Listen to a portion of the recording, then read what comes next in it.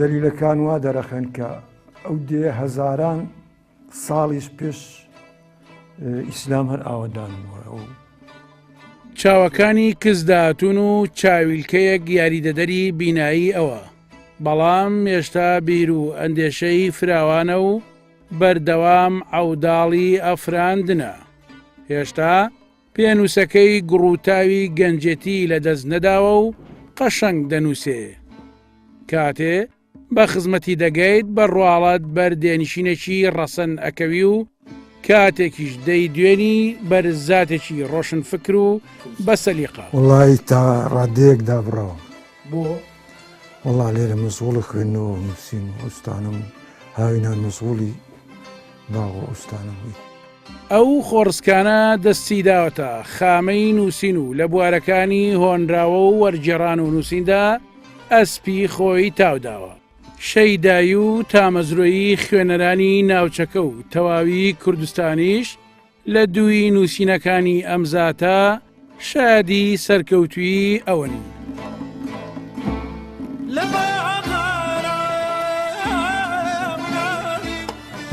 ئەوەی باسمان کرد شێخ محەممەدی باڵەکە، دەستپێکی بەرنامەی ئەم جارەی دێبەدێ بە تیشک خستنە سەر ژیانی ئەم زاتە پەیوەندی بەو دێوە هەیە و کە گەشتی بۆ دەکەین.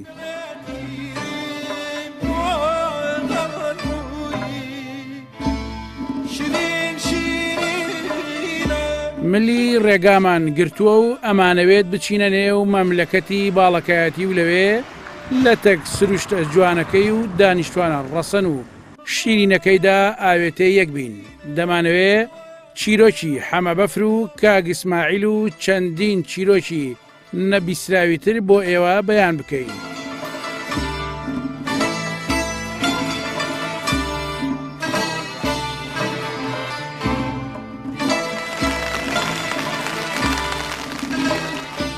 زستانی ئەم ساڵ جیاواسل لە ساڵانی ڕابردوو سەختتر خۆینوان، قەندیل و شاخەکانی باڵاکایەتی مندیلی سپیان لەسەر ناوە و لە هەر کات زیاتر سپی دەچنەوە. بەفر و بارانی ئەم ساڵ هاوڕێی هەمیشەیی ئێمە بوو. بۆ هەر ئەڵلقەیەکی دێبەدێ ڕێمان کەوت بێتە دەڤەری باڵەکایەتی باران و بەفر هاوسەفەرمان بووە.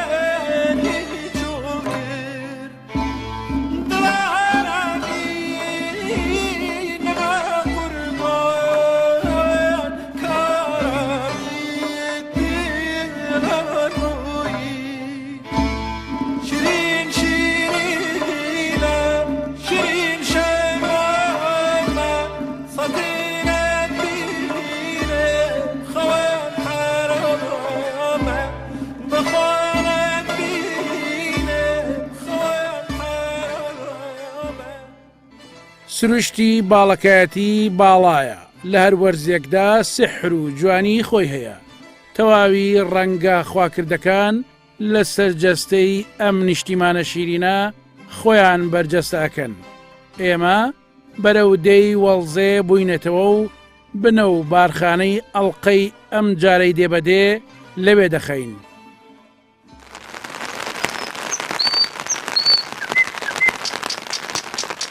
بەیانیانی دێ بارگاویە بە دەنجی کە و بولبول و هاژەی ئاوی چەموکانی، ئێوارانیشی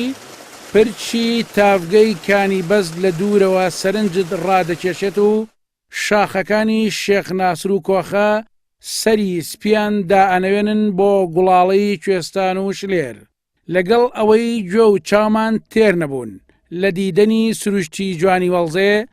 بەڵام شەوچەرەی دێ و چیرۆکی بەر ئاگردان بەدەم خواردنی گوێز و مێوژەوە چاوەڕوانی و تامەزرۆی زیاترمان تیا دەچێنێ.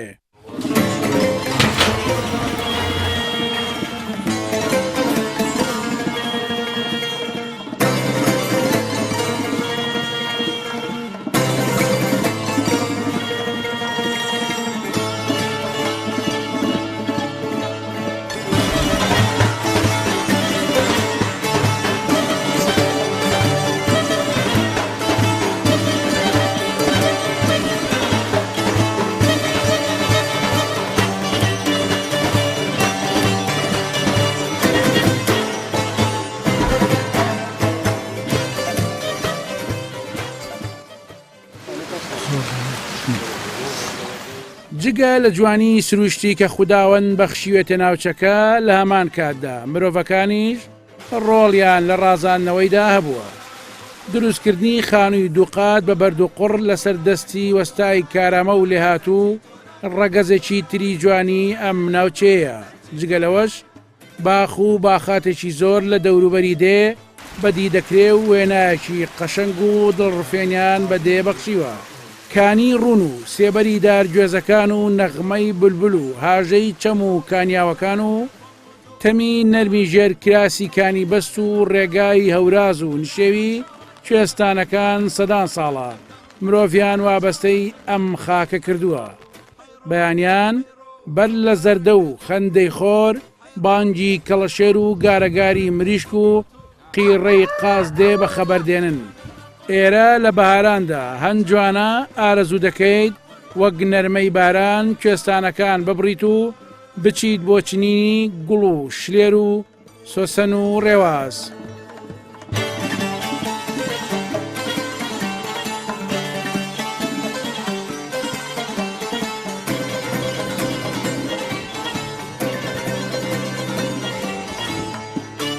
ئێمە هاتوونەتە ناودێ. یەکەم کەس لە دێبینیمان کاک ئیسماعیل بوو. من هەندێک پرسیارم لێ کرد سەبارەت بەدێ، بەڵام دواتر زانیم کاک ئیسماعیل تا ئێستا بەتەنێ و هاوسەرگیری نەکردووە. ویستم بهێنمە قسە، بەس دیار بوو حەزی لەو باسە نەبوو، بۆیە ئەو بەهۆی سەرقاڵی بەیش و کاریەوە نەیتوانی زۆر لامان بمێنێتەوە.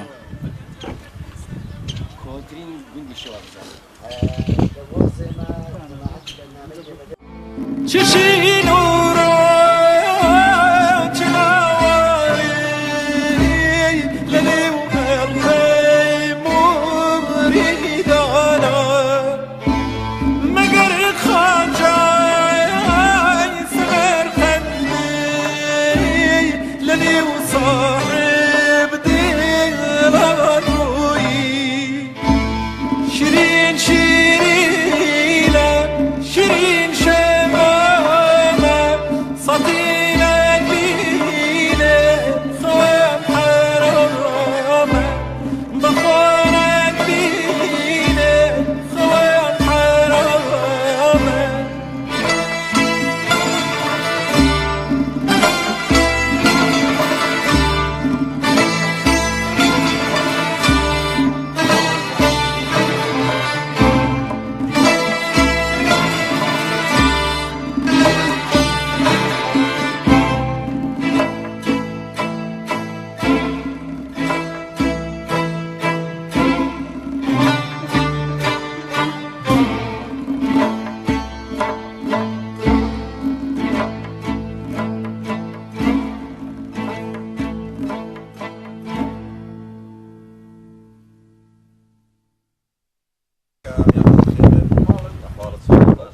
دواتر داناچیایی مامۆستای دێ بە ئێمە گەیشت دوای کەمێک گفتوگۆ خوار بووینەوە بۆ لای شێخ محەممەدی نووسەر. ئیتر لە دوای گفتوگۆکە من و مامۆستا چیایی دەچینە لای شێخ محەممەد.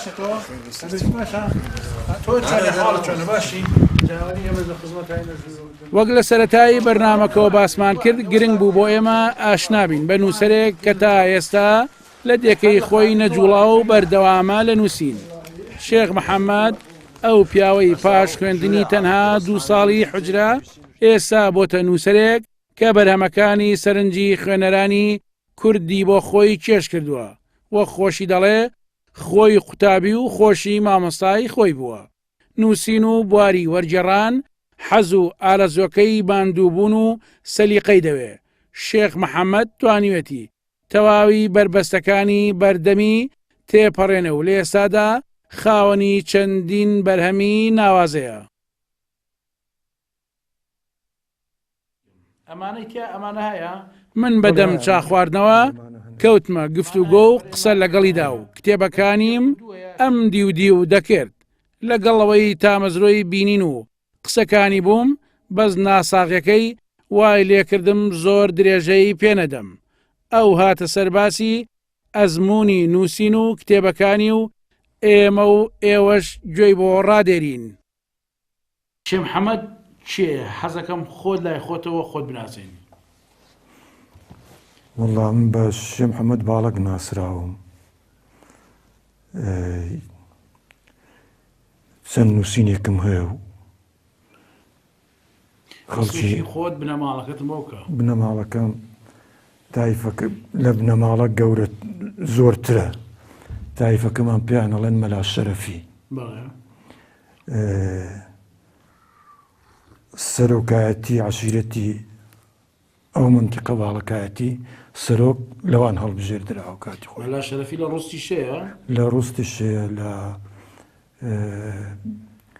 ئەو منتیقەی لەو گوندانرەمی هەیە وەڵاشی مێرجێ ماکۆسان قەسرێ لەوانە لە هەموویان لە دۆڵی ڕوستێشن لە چەند گوندێک لە شوێنەکانی تریشن لە منتیقەی چەند چەماڵ و گەرمیان ئەوانەش بەس ئەوەی ئێماوەی ئەو منتیقانەمان مەبەستە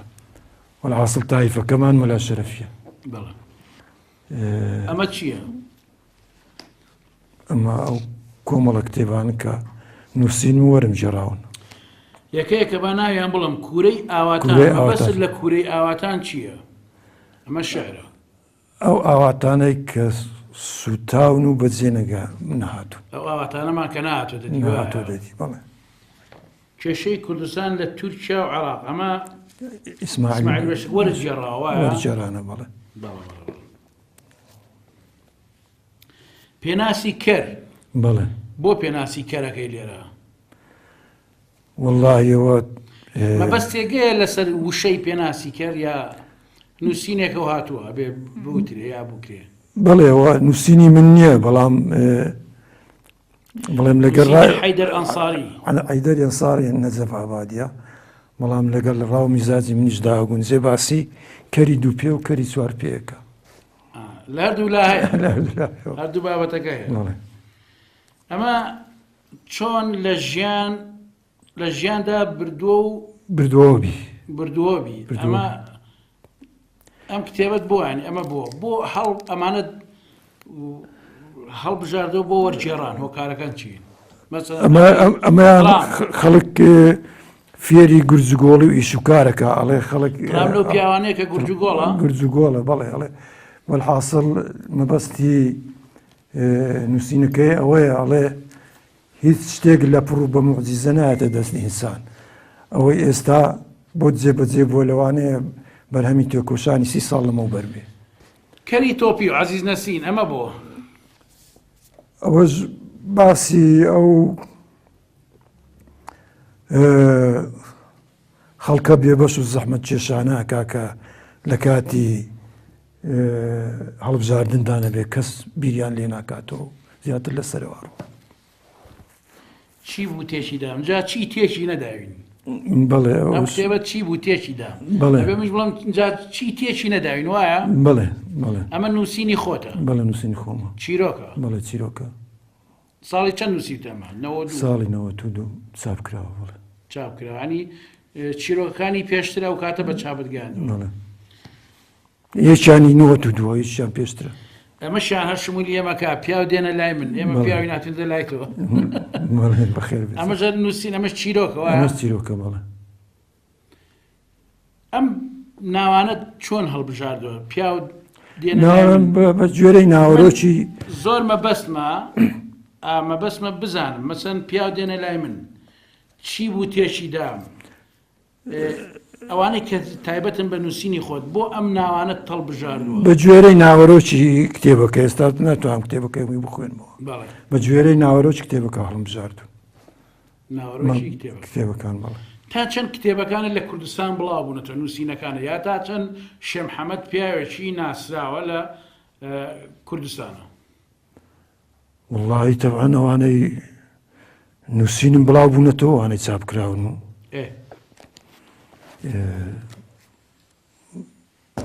بڵێم بڵاو هەیە هیچ دانەیەکی لێ نەماوە وەیە ماوەتەوە بەسەر بەشی ئێمە نەماوە بەشی ئێوەش ماوە باش چۆن دەست بە نووسین کرد کاکشێخ ینی تۆ فەرمووت جەنابێت پێشتر من لێران نووسیم کە خوێنەواری نەبووە لە حوجرە 2 ساڵ خوێندووتە بەتر خۆت قوتابی و مامۆستای خۆشی بووی بەڵێ هەم قوتابی بووی هەم مامۆسابی باسێکم بۆ کە با ئێمە بینەری دێبەدی ئاشنا بکەین بۆی کە شێخ محەممەد چییە چۆنا و چۆن حەز و خولیاچێتە سەر وەرجێڕان و نووسین و نووسینی شعر و چیرۆک و ئەوانە و دوایش ئەوەی کە فەرمووت جەنابێت وتارت لە ڕۆژنامەکان نووسیوە بەڵێ پێکرد بڵێ وەڵی هەر زۆر زۆر لە منداڵیەوە لەڵێم لە تەمەنی 12-13 ساڵی کە تۆزە خوێندەواریم پەیدا بوو ئیملایەکەشم تەواو نەبوو شتمە نوویسی بەڵام بەکەڵک هیچ نەدەهاتەرە بوو بۆ خۆم بۆ ئەوەی کە هاتبا بەرخەیاڵم ناوم لێ ئەناس شعریان چیرۆگیان شتێکی بووە زۆر لەوانەشم سووتاندوم هەر لە منداڵیەوە خەریک بووم و خەریکی خوێندنەوەش بووم بەردەوام تا دوایان بڵێ کاشێخ سروشت هۆکارە بۆ ئەوەی مرۆڤ بتوانێت جوانترین شت بکات بنووسێت بیکات دروست بکات هیچ وەکو سروشت کاریگەر نییە لەسەر ئینسان هیچ بەو بەڕای خۆم بەڕای خۆم بەڕای تۆ نا بەڕای عام وایە پێم وایە بەڵێ ئاجا سروشت مەسەلەن ڕگەزی بەرامبەر بەشێکە لە سروشت لەوانەیە پیاویش بۆ ژن وا بێ ئێمە نازانی واتە سروشت هۆکارە بۆی کە ئینسان بێ بە شاعیر بێ بە هونەرمەندی گۆرانی بێش بێ بە نووسەرێکی باش وەرگێڕێکی باش وێنە چێش بڵێ هەموو شتێک بڵێ سروشتی ئێرەم پێ بڵێ چۆن سروشتێکە وەسفێکی سروشتی ئێرە تۆ وەڵڵاهی نازانم بەلایەنەوە جوانترین سروشتی ئەو شوێنانە بوو کە تا ئێستا من دیونم جا ممچینەوە شتێکی دەرونیش بێوانە بێ ڕەنگە سوێنی جوانتر هەبێ بەڵام ئاو هەوا و ئەم سروشتە بەتەژید دانێ لە باڵەکاتی ئام خۆی هەمی خۆشەوەە بڵێ خۆشە بەڵام وا باوکە و دێ خۆشترین دێ باڵەکەتی و تێکۆ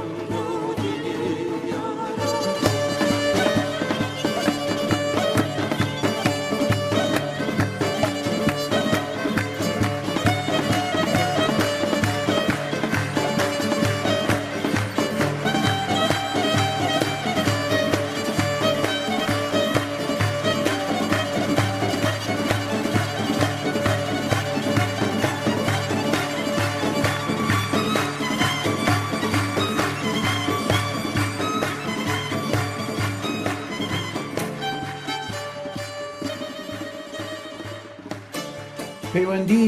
شێخ محەممەد وەکو نووسەرێک بڵێ لەگەڵ دەرەوەی دێ چۆنە مەبەستم ئەو شار و شارۆچکە و هەرێمی کوردستان وڵی تا ڕادەیەک دابڕاوە بۆ وڵا لێرە مەسغوڵە خوێندنەوە نووسین و ئەوستانم و هاوینان مەسغوڵی باغ و ئەوستانم ئیترەوە بووتە هۆی دابڕانەکە ئەتەرنێتیش کەمتر بەکاردێنم بۆ هەر نیتیان وڵا تازە پەیدام کردو ئیترەوە فریانەکەوتم دابڕان بۆ نووسەرە بێت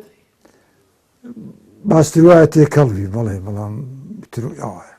پەیوەندی لەگەڵ نووسەر و ڕۆشنبیرانی کوردستان وڵا لەگەڵ هەندێکیان هەیە و لەگەڵ هەندێکیان نییە و پرسیارێکی تەقلیدی بکەم ئەو نووسەرە چێە ئەو شاعیرە چێە کە شێخ محەممەدی هاندا بۆی کە بنووسێت کەس منی هان نەداوە هیچ نووسینێک سەرنجڕاکی زۆر بەڵێ زۆر کۆس بوو ڕێگرم لە پێش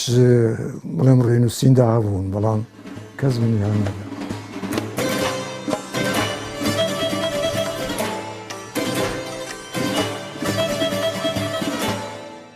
باڵەکاتی و دەی وەڵزێ مانزڵی بەرنامەی دێبەدێ لێرە لە جوانترین سروشدا لە خۆشترین ڕۆژیشدا ئێمە ئەگەڕێین بە دوای زانیاری و مێژی و دێ وردە وردە هەڵ ئەدەینەوە. ئێرە سروشتێکە یاخود ناز و نیعمەتێکە خوای گەورە بەخشیوێتی بە دانیشتوانی ئەم دەڤەرە. بە یەکۆ بینەرمان بن، پێم وایە شتی جوان و زۆر نایاب و سەرنج ڕاکێش لە وەڵزەیە بینی.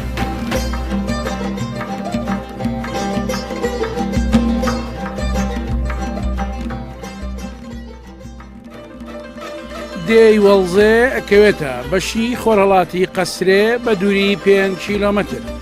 سەر بەناحەی قەسرەی قەزای چۆمانە و دەکەوێتە باشووری ئەو قەزایە بە 20 کیلۆمەتر.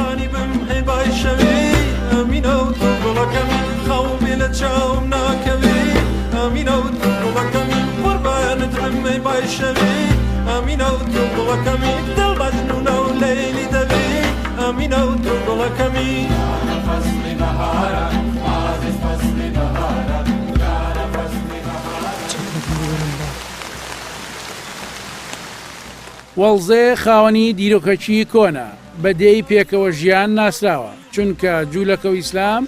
لەم دێدا پێکەوە ژیاون. سەبارەت بە دروستبوونی دێ وەک باز دەکرێت زۆر لە مێژە ئاوەدانی تێدایە، بەڵام ئەوەندەی خەڵکی ناوچەکەش شارەزاییانە بێت قەڵایەکی دێرینەیە لە دێکەدا کە بە قەڵای گڕەبا مەشهورە و جگەلەوەش چەندین ئاسەواری کۆن دۆزراونەتەوە کە ئەوە دەسەلمێنن. پێش هەزاران ساڵ ژیان لێرە بوونی هەبووە. پێکەوە ژیانی ئیسلام و جوولەکە لە دێکەدا بەرجەستەیە و ڕوونترینیان گۆڕستان و بەرهەمە دەستکردیەکانی وەک کوپە و گۆزەیە. تا ناوەڕاستی سەدەی ڕابردووش جوولەکەکان کاری ڕستن و چنینیان لەو دێدا کردووە. سلام علیکم. وعليكم السلام. باش قوربان. أو خانة تقريبا لانيا يمشي على 6 ساعات. من نەچمە لای حاجی وسوو، باران لێی داین و کەمێک لای زۆپادارەکەی دەحەوێنەوە. حاجی وسوو پیاوێکی دیندار و میواندۆست و قسە خۆشە، لەگەڵ ئەوەشدا وەستایەکی کارامەیە لە دروستکردنی خان و بەبەرد و قوڕ. وەک خۆشی دەڵێت یەکەم ماڵ بووە کە لە ساڵی 1991دا گەڕاوەتەوە دێ و جێدەستی ئەو لەسەر زۆرینەی خانوەکان بەرجەستە بووە. تەنانەت ئەم خانوەش بەدەستی حاجی وسوو دروست کراوە. لە بن گوێسەبانەکەی لەگەڵی کەوتمە گفتوگۆ، ئەو باسی زۆر شتی بۆ کردم. کاک حاجی وسوو بله ماڵە داوە بخير بين سرساوان. لە پەنا گوێسەبانێک لە تاو باران وەنیە بله قەت چەند جار ئاوا ئەبێ خۆت حەشاد دابێ لەبەر باران. والله زۆر زار دە پێشدا بەخێراتنی کەناڵەکەتان دەکەم، زۆر بەخێر بێن سەرچاوان. چاوانت نێشێ زۆر جاران وە بووە وڵای جێکە و هاشم وە دەست نەکەتیا خۆ لێ بشارمەوە لە بەبارانە. ئەمە لێرا باران و لێرا مە شان کاکەوە هەرێ وەڵا ئەو گوندەشی زۆر قەدیمە. مێژوەکەی ئەڵێن دەگەڕێتەوە کتابەک هەبووە لێرە، ئەو کتابە دەڵێن 1700 ساڵ پێشی لەدایکبوونی حەزرەتی مەسیح ئەوە ئاوەدانی لێ بوو، ژیانی لێ بووە. ژانی لێ بووە. ئەلێرە بە پشتەوە دێک پێی دەڵێن کانی بەست، ئەوە شوونەواری قەڵاتی لێ بووە، بەس نازانم سەردەمەک بووە، هەر بەرامبەری خۆنەها لەو بەری ئەوە شوونەواری قەڵاتی لێ بووە، قەڵاتی سەرباری پێ دەڵێن. ئەوش بەڵێ وەختی خۆ جووی لێ بووینە ئێرە، جووی لێ بووینە، جوولەکان لێرە بووینە، حاڵوباریشان خۆش بۆ جوولەکان لێرە. ماوەی بڵێم لێرە پێکەوە ژیاینا، بڵێمجا ئەوانە دوای وەختی ئەگەر دەوڵەتی ئەوە چوینەوە لە وڵاتی خۆیان، بڵێم ئەو شتانم گوێ لێ بووە نیە بڵێ یعنی ئەو بەبیری من بیت و لە سەردەمی من بیت و ئەوانە. ئەو گوندە ژیانی لەسەر چ بووە؟ وەختی خۆ ژیانی لەسەر تووتن بووە، بە زۆری لێرە تووتنیان کردیا، ژیانی ئەو خەڵکەی بەعام لەسەر تووتن و ماڵاتی بووە. ئەوی عیبانی بەخێوکردی دەنا تووتنی کردیا، تووتن وەختی خۆ حکومەت وەری دەگرت،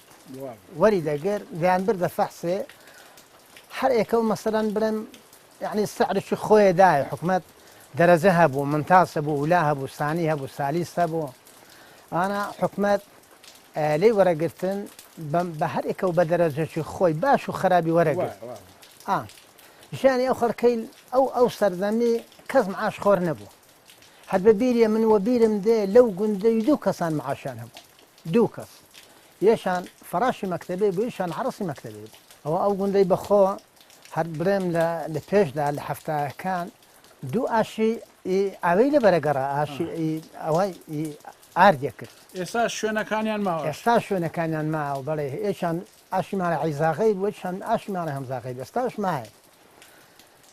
ئەو بڵێم ئەو گوندەشی زۆر بەراوە هەم گوندەشی زراعیە گوندەشی گەشتیاریە بەڵام شتی لۆ نەکرایە یعنی بڵێم وەکو گەشتیاری و ئەو شتانەی لێ نەکرا باشە باسی ئەو ئاشت کرد ئەو ئاشانە تا ساڵی چەند ئیشانەگەر حتا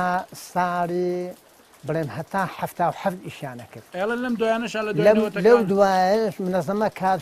ئاشەی چا کردەوە بەڵام زۆری بەردەوام نەکرد تقریبان 3 مانگانی دوام کرد پەچی کرد دوایە ئارێوەڵە کار حاجی باراشی یاخۆ ئاردی ئەو ئاشە لەگەڵ هەردێسا چی جیاوازی تام و چێشە خەڵک لێسان نەخۆشە لۆ خەڵک هەرچی لەی دەپرسی ئەوە سوکەریە و نازانم ئەوە زەختە و ئەوە چێوە چە هەمووی سەبەبەکە خواردنە بە زۆری ئەو وەختی کاکە ئاردنی خۆ بوو نۆکردی خۆ بوو نیسکردی خۆ بوو ساواردی خۆ بوو ڕوونتی خۆ بووی ماڵاتی خۆت بوو ئەگەر جلک و بەرگە کشتە کرد دەگە شەکر و چای بتکڕیبا هیچ ناکڕی خۆت و لێرە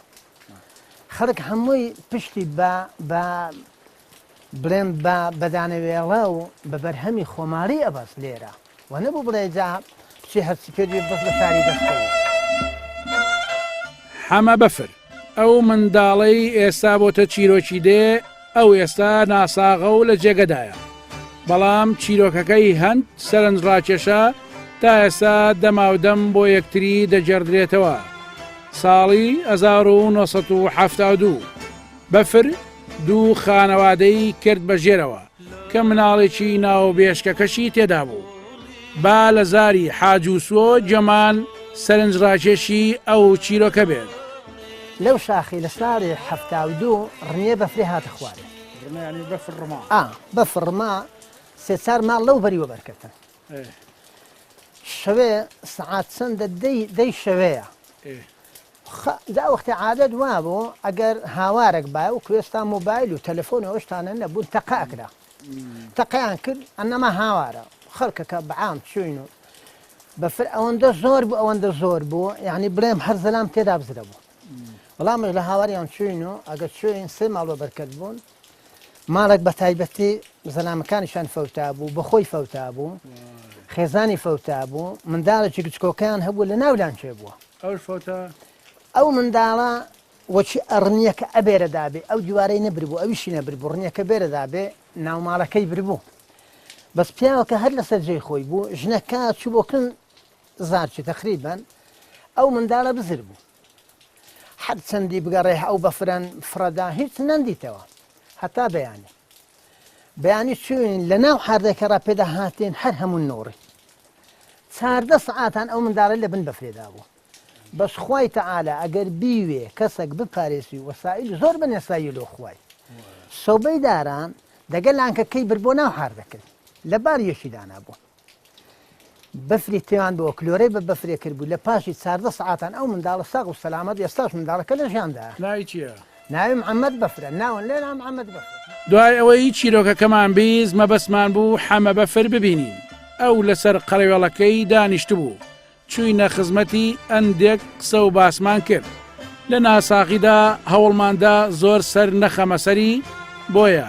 ئەوەندەی بەلامانەوە گرنگ بوو بیبینین و ئاشنای بکەین بە بینەرەکانمان تاکو ئەو منداڵەی 14 کاتژمێر لە ژێر بەفردا ماوەتەوە هەموو بیناسن لە ساڵی 1976 لەگەڵ دەستپێکردنەوەی شۆڕش ئەم دەیە تووشی شەڕێکی گەورە و سەخت دەبێ و زیاتر لە 7 سەربازی ئەو کاتی سوپای عێراق دەکوژرێن جگە لە پێشمەرگە خەڵکی دێش قۆڵی لێڵ دەماڵن و بەرگریەکی بێوێنە دەکەن دوو پیاوی بەتەمەن هەر یەکە و دەست دەداتە بڕنە و تورەکە فیشەکەی و ڕوبەڕووی سوپای عێراق دەبنەوە ئەوانیش بریتی بوون لە خوا لێ خۆشبان ماموسوو کەوکات تەمەنی 85 ساڵ و مام عەلی گەورە کەوکات تەمەنی 90 ساڵان بووە. هەردووچیان باشترین شەڕکەری ئەو ڕۆژە بوون و ئەم دەیە چەندین جا لەلایەن ڕژێمەکانی عێراقەوە سووتێن دراوە.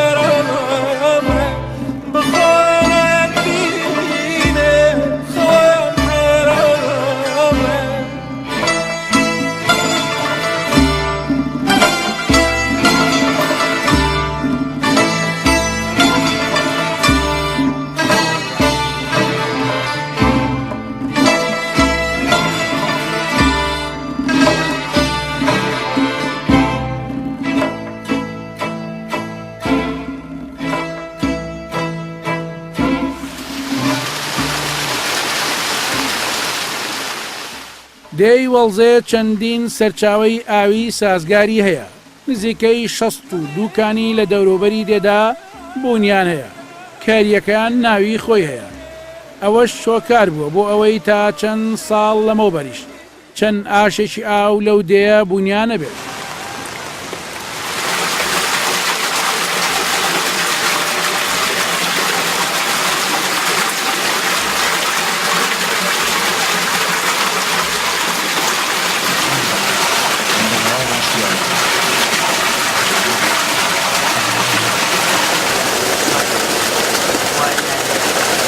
چۆچن لە واسە هەرپیردا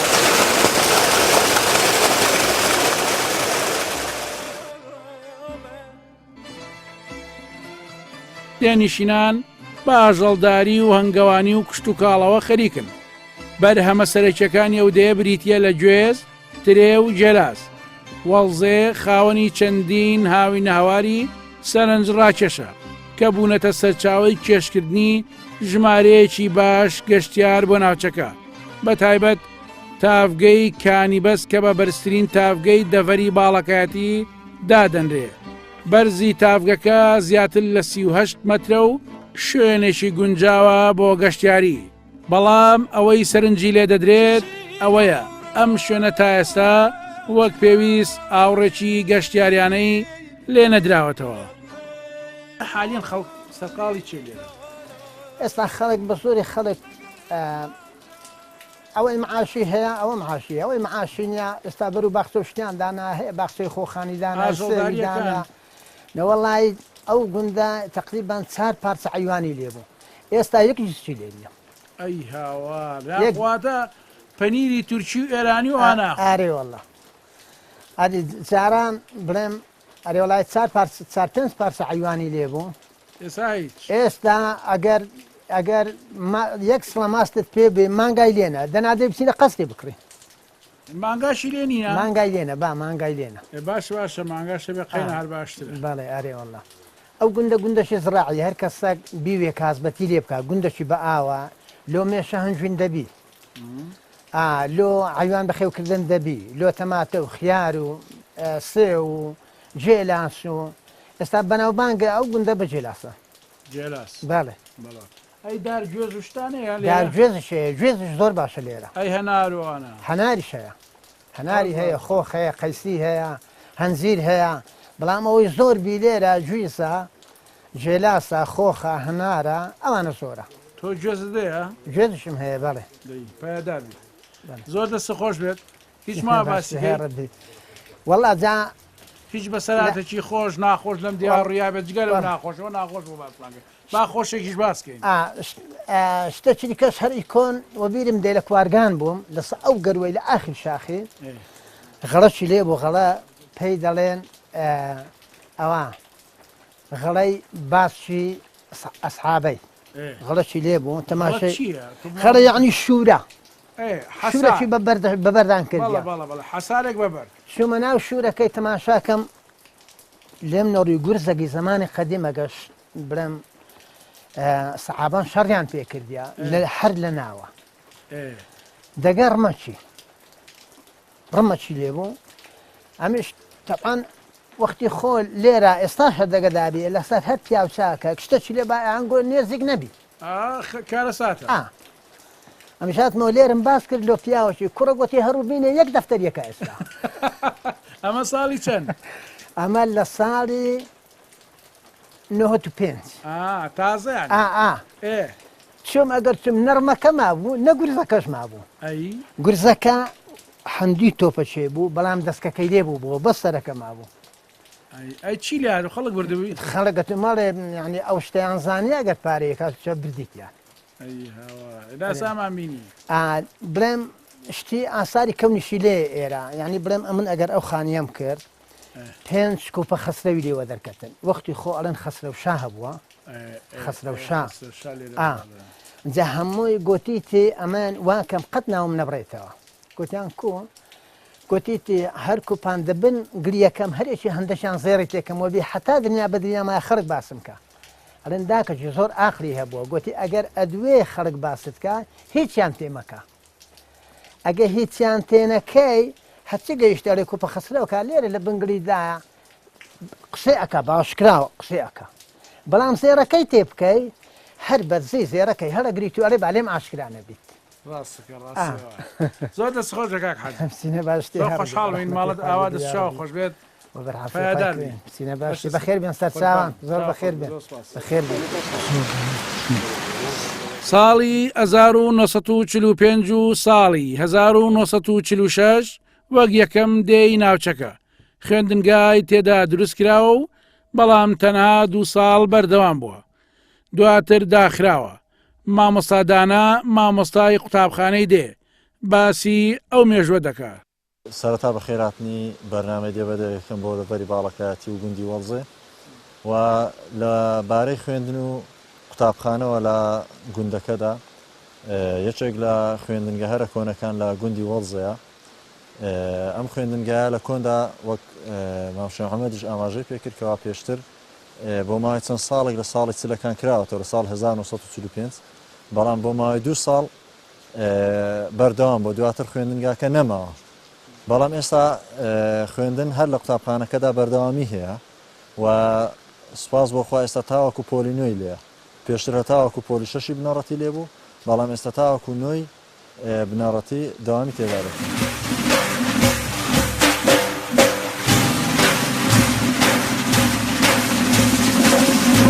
بەڵکو چاوت لە من هەڵبێ توخوا دڵێت داوە بەکێ بەڵکو چاوت لە من هەڵبێ توخوا دڵێت داوە بەکێ لە هەموو وڵاتێکدا دێهات و دێنشینان پاڵپشتی گەورە بوون بۆ بەرەو پێشچوونی شێرخانی ئابووری ئەو وڵاتە لە هەرێمی کوردستان ئەمە تا ڕادەیەک پشتگوێ خراوە دێهاتیەکان یاخود دێنشینان ئەتوانن هەموو کارێکی باش و جوان بکەن ئەشتوانن ببنە هۆکاری بوژانەوەی ژێرخانی ئابووری هەرێمی کوردستان بەڵام ئەوە چێە یەتە پشتی ئەوان و پشتیان دەگرێت چۆن لێرە باڵەخانەکانیان دروست کردووە بتوانن ئابووری کوردستانیش ببوژێنەوە کوشم